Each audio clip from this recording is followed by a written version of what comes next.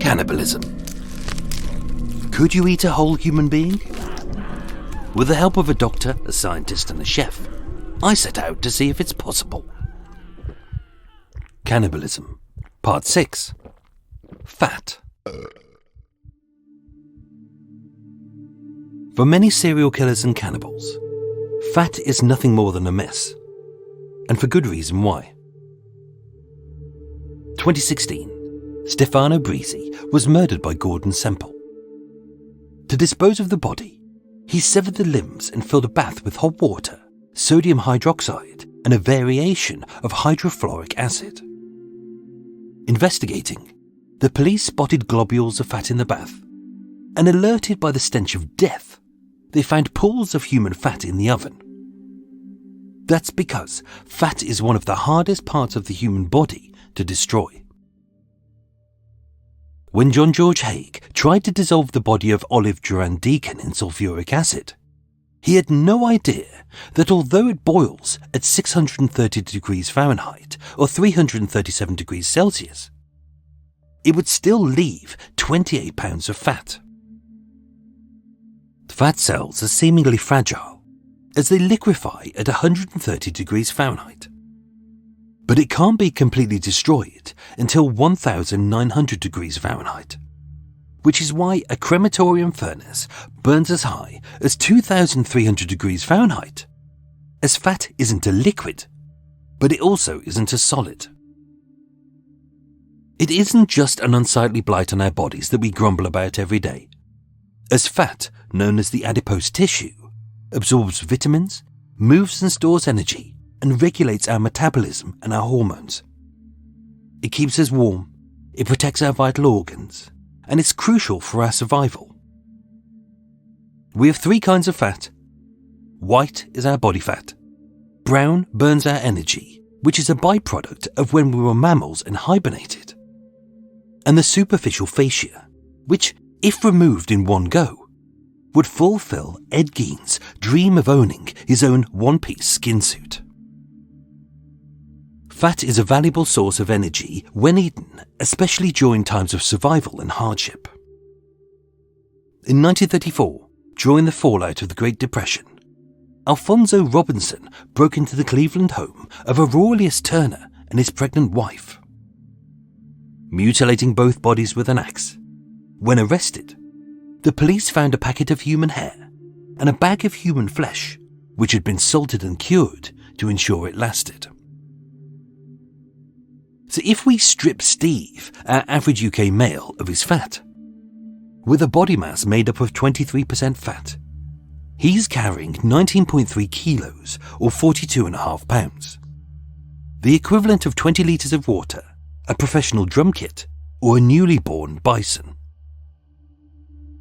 Back in the Paleolithic era, our ancestors ate flesh, especially the fat, for nutrition and warmth, as just 1 gram of fat provides 9 calories.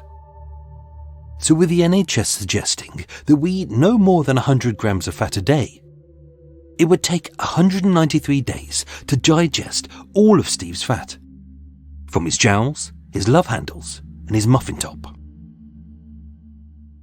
In the 1800s, Stefan van Kotz, a travel writer, supposedly attended a cannibal feast at the Bismarck Archipelago in New Ireland.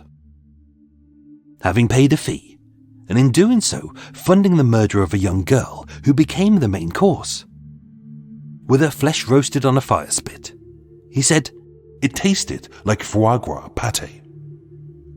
Described as like a meat-flavoured butter, a silky, melt-in-the-mouth texture, and a very subtle flavour. At the meal, it was said, they ate her crackling. As like with pigs, different pieces of fat can be made into scratchings, fried once so they're crunchy, or crackling, fried twice at a higher temperature so they're soft. So rather than destroy the fat, wouldn't a more civilized cannibal make themselves a tasty snack? But not everyone is a gourmet.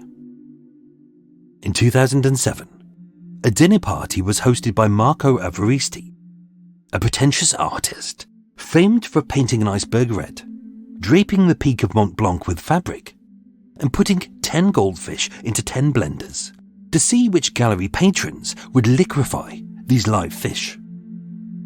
Yes, he's an arsehole. And predictably, to cause a stir, at a meal he served meatballs which were made of his own liposuctioned fat. Unlike meat, fat isn't a meal. It's a contributor to the flesh's flavour. So unless a cannibal wants to spend 480 days eating meat and a further 193 days eating the fat, it may be best to make saleable goods out of it. Human fat has been long prized for its medicinal use across the 15th, 16th, 17th and 18th centuries, as executioners were known to supplement their income by selling fat, flesh and bone to apothecaries, as a remedy for broken bones, sprains and arthritis, with a crushed up skull being used to treat epilepsy.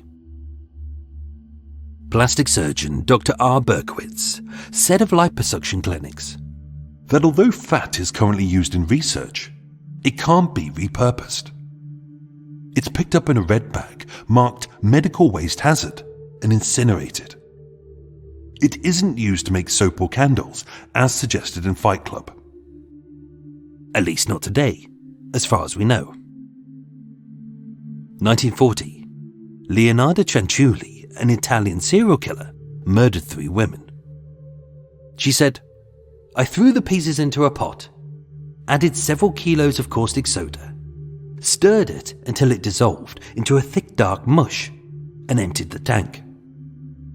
When it had melted, I added a bottle of cologne, and after a short time on the boil, I was able to make some of the most acceptable creamy soap." And apparently no one could tell the difference. But it wasn't the only consumable that she made of women's fat. Fat is useful and nutritious. Few people eat it because of the gristle, and the fact that eating too much red meat and fat can cause excessive flatulence and bad breath. So unless a cannibal wants to be farting until 2026, maybe they should set up a pork scratching shop or a little stall selling soap. Join me tomorrow to examine the largest organ in the human body, the skin.